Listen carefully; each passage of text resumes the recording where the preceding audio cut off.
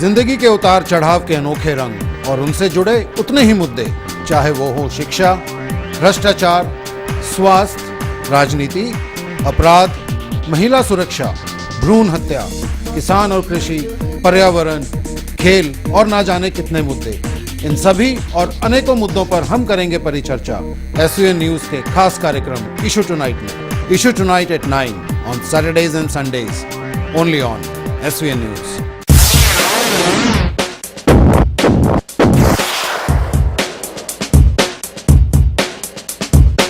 आज हम अपने विशेष कार्यक्रम इशू टुनाइट में टेररिज्म भाग 3 पर करेंगे विशेष चर्चा।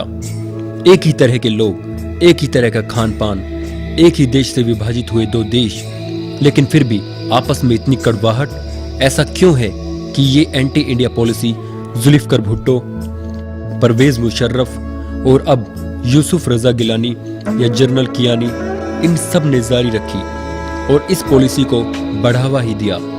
मुख्यतः इस उग्रवाद का क्या कारण है? घूम फिरकर अगर हम नजर डालें तो जहन में सिर्फ कश्मीर का मुद्दा ही उभर कर सामने आता है कि क्या है ये मुद्दा और क्या है इससे जुड़ी समस्याएं। इसी मुद्दे को लेकर आज हम परिचर्चा में ढूंढेंगे इन समस्याओं का हल। पहले नजर डालते हैं कश्मीर से जुड़े एक इतिहास पर। कश्मीर मुख्यतः 3 भागों में विभाजित है: जम्मू, कश्मीर घाटी और लेह लद्दाख। जम्मू में मुख्य रूप से हिंदू, कश्मीर घाटी में मुस्लिम और लेह लद्दाख में बौद्ध धर्म के अनुयायी निवास करते हैं। आजादी तक जम्मू कश्मीर पर मुख्यतः हिंदू राजाओं का राज कायम था।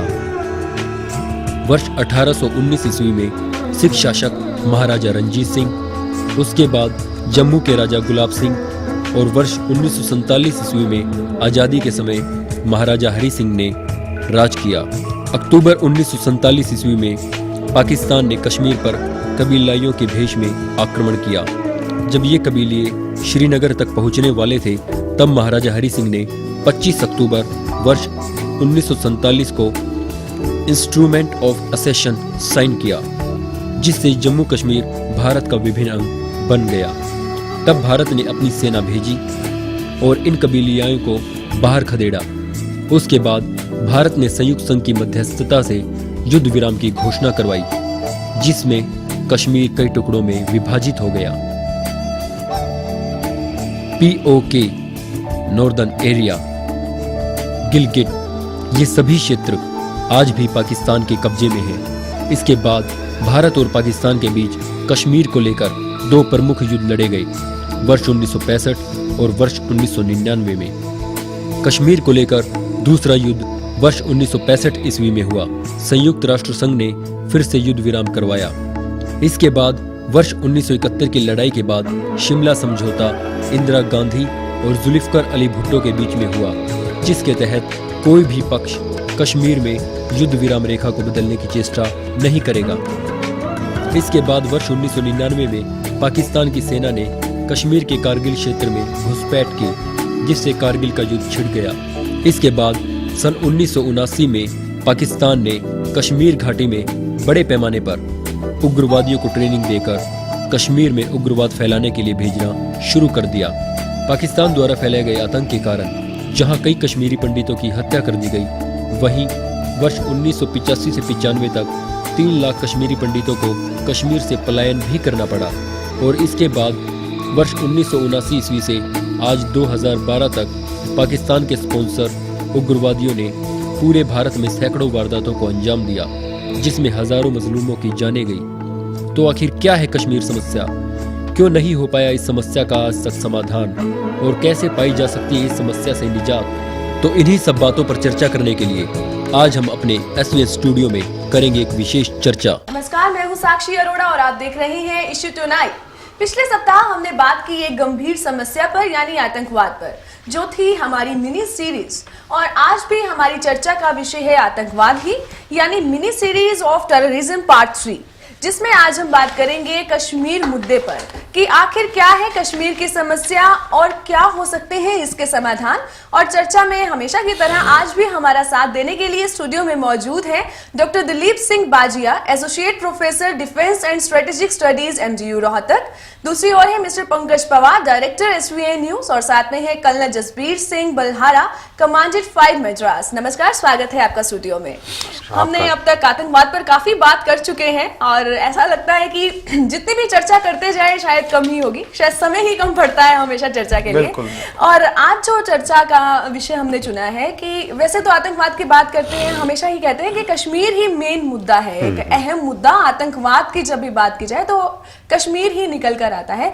तो आज तक कश्मीर की समस्याओं को सुलझाने के लिए जितने भी कदम उठाए गए हैं, समाधान किए गए हैं, वो क्या क्या रहे हैं और उनके बावजूद समाधान क्यों नहीं आ पाया, सबसे बड़ी बात क्यों नहीं आ पाया और क्या क्या समाधान हो सकते हैं, इन सब बातों को आज हम चर्चा में इंक्लूड करना चाहेंगे, शामिल करना चाहेंगे। तो शुरुआत करती हूँ, जितने भी एग्रीमेंट्स आज तक हुए हैं 1947 में जब हमारा देश आजाद हुआ है, तभी से कुछ ना कुछ नए नए हमने एग्रीमेंट्स होते ही रहे हैं, क्योंकि समस्या तभी मेन उभर कर आई है जब भारत और पाकिस्तान का विभाजन हुआ, उसके बाद से ही ये समस्या उभर कर आई है। तो सबसे पहला जो UN रेजोल्यूशन 1947 में मिला, तो सबसे पहले पूछती हूँ कि क्या था ये? हाँ, UN रेजोल्यूशन एक्चुअली क्या था कि 1947 में जब पाकिस्तान ने रजाकार्स कश्मीर में भेज दिए और कबायलियों के द्वारा जब कश्मीर में कन्फ्लिक्ट शुरू हो गया, तो भारत और पाकिस्तान का कन्फ्लिक्ट शुरू हो गया। 1947-48 का वार जो है, उस वार के बाद में एक्चुअली उस टाइम की स्थिति अगर हम देखें तो दोनों ही देशों के ऊपर जो माउंटबेटन जो है, गवर्नर जनरल जो है माउंटबेटन थे, और आर्मी चीफ भी दोनों के कॉमन थे। तो अभी पार्टीशन का एजेंडा पूरी तरह से नहीं हुआ था, तो इसलिए उस युद्ध को रोकने के लिए काफ़ी अपील की गई, लेकिन जिन्ना अडामेंट रहे, उन्होंने बात करने से इनकार कर दिया। तो उसके बाद में नेहरू जी ने माउंटबेटन की एडवाइस पे ये डिसाइड किया कि हमें जो है ये मामला, चूंकि डायरेक्टली जो है जिना बात करने के लिए तैयार नहीं है, तो इसको UNO में ले जाया जाए। और इस तरह से भारत की तरफ से ये UNO में पहले पहुंचा और आर्टिकल 35 के तहत जो है इसको UNO में भारत ले गया।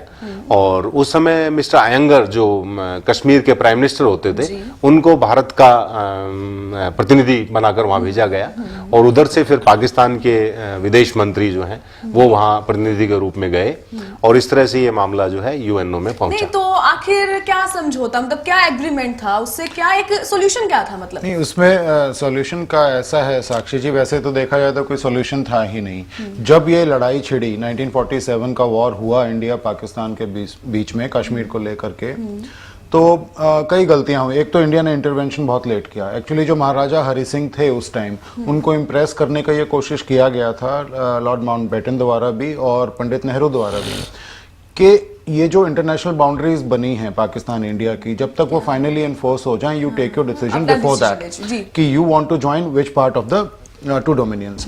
लेकिन उन्होंने डिली डैलिंग करी, अपना डिसीजन उन्होंने बहुत लेट कर दिया, and he left it for in fact later on, जिसका कॉन्सिक्वेंस आज एक्चुअली ये सब हो रहा है। अगर उस टाइम वो डिसीजन ले लेते तो ये लड़ाइयाँ भी ना होती और ये इशू भी आज ना होता, ना हम ये इस मुद्दे पे डिबेट कर रहे होते। तो एक्चुअली उस टाइम हुआ क्या था, फील्ड मार्शल करियप्पा होते थे, he was a very good general. तो इंडियन फोर्सेस ने लेट इंटरवेंशन किया। जब ट्रीटी ऑफ असेशन साइन हो गया था 25th को, और नहीं 25th को इनफैक्ट वो पेश हुआ था, 27th को it was signed and approved, and on the 27th also our Indian armed forces started landing in Kashmir, Srinagar airport. वहाँ से इन्होंने इन कबालियों को, जो मेरा मानना और मेरा क्या सभी का मानना है कि पाकिस्तानी रेगुलर सोल्जर्स थे, इन्फेंट्रीमैन थे कबालियों के भेष में, उनको वहाँ से पीछे खदेड़ा गया। ये लड़ाई चलती रही 48 तक। लेकिन वहाँ पे एक बहुत बड़ा गुफक किया इंडिया ने, और वो गुफक क्या हुआ कि ये नेहरू जी अपना जो इंडियन एडमिनिस्ट्रेशन था, ये यूनाइटेड नेशंस को अप्रोच किया। शेख अब्दुल्ला जी ने भी उस टाइम मना किया था, उनका भी यही मानना था कि अगर इशू को बीच में ना छोड़ा जाए। हम सीधा जाना चाहेंगे कि what was the solution in that. हाँ, सॉल्यूशन की बात जो है, आना चाह रहा हूँ कि अगर पहला तो सबसे बड़ा सॉल्यूशन यही था कि अगर उस टाइम इंडिया यूनाइटेड नेशंस नहीं जाता, लड़ाई को थोड़ा और चलने दिया जाता। जो इंडियन आर्मी चीफ थे फील्ड मार्शल करियप्पा, उनका अपना भी प्रोफेशनल व्यू यही था कि if we have another let's say 4 to 7 months, I mean we can finish the story altogether, which means the POK would have been in our control today. The northern areas of Gilgit and all these areas would have been in our और जो area 1960s में पाकिस्तान ने Karakoram reason का China को seed किया था, वो भी आज हमारे पास होता। तो वो हमने उस टाइम गलती करी। Even Sardar Patel was against that going to the UN. उस समय की गई गलती थी, लेकिन जो ये अभी भी मुझे शायद क्लियर नहीं हो पाया कि आपने जो यूएनओ में आपने बात किया कि यूएनओ में उस समय सॉल्यूशन इसका क्यों नहीं हुआ, उसमें ये था कि यूएनओ ने कुछ कंडीशंस रखी इसके सॉल्यूशन के लिए।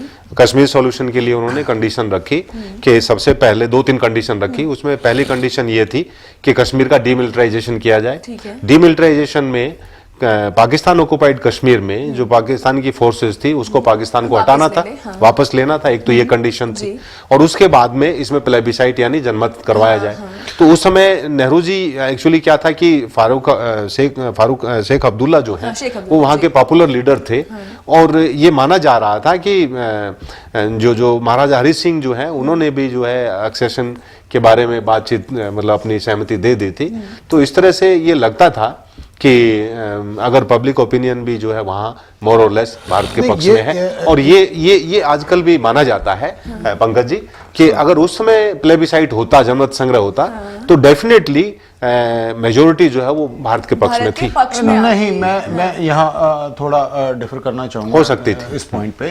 तो मैं थोड़ा सा प्रोफेसर साहब से इस बात पे थोड़ा डिफर इसलिए करूंगा कि पहले तो एक्चुअली क्या था कि जो अपना रेजोल्यूशन नंबर 47 पास हुआ था यूनाइटेड नेशंस में, उसके तहत क्या था, डीमिलिटराइज पाकिस्तान को कंप्लीटली करना था अपने ऑक्यूपाइड एरिया से, इंडिया को पार्शियली डीमिलिटराइज करना था अपने एरिया से, और एडमिनिस्ट्रेटिव कंट्रोल कहीं ना कहीं मतलब इंडिया के हाथ में रहना था।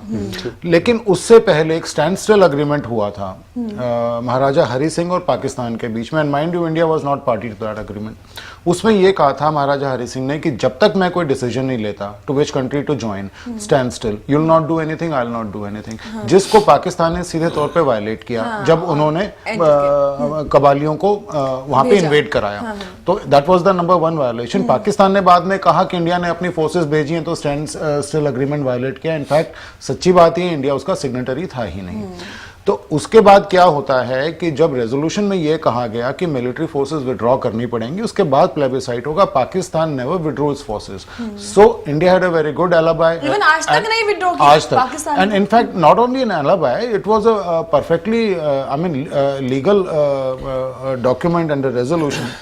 तो प्लेबिसाइट कभी हो ही नहीं पाया इस वजह से। अगर पाकिस्तान डीमिलिटराइज करता तो ही प्लेबिसाइट होता ना। मतलब अगर प्लेबिसाइट की ऑप्शन अगर आज इसमें साक्षी जी एक चीज मैं और जोड़ना चाहूंगा। नो एक मिनट अगर प्लेबिसाइट की ऑप्शन अगर आज भी हम देखें तो एक कंडीशन अभी भी आती है कि पाकिस्तान को डीमिलिटराइज करना पड़ेगा सब कुछ। साक्षी जैसे तो कभी शायद हो ही नहीं पाएगा। नहीं, जैसे शेख अब्दुल्ला को हम जो है इसका J&K का टाइगर बोलते हैं या लॉयन ऑफ कश्मीर बोलते हैं, तो इन्होंने जो है इंडिपेंडेंस के लिए जो है 1935 से शुरू किया। और जिस टाइम पे जो है हमारी फौजें जो अभी पाकिस्तान ऑक्युपाइड कश्मीर है वहाँ पहुँच गई, तो उन्होंने नेहरू जी से बात करी। नेहरू ने तो क्योंकि जितना भी वैली में जो है मुस्लिम्स 80% है, हिंदू 17% और बुद्धिस्ट और ये जो अपना अदर्स जो है वो 3% बचते हैं। परंतु वैली में जो मेन वैली है जहाँ पे बारामूला तक, वहां पे जो है मुस्लिम डोमिनेशन इज ऑलमोस्ट 95%। परंतु जहां तक हमारी फौजें पहुंच गई थी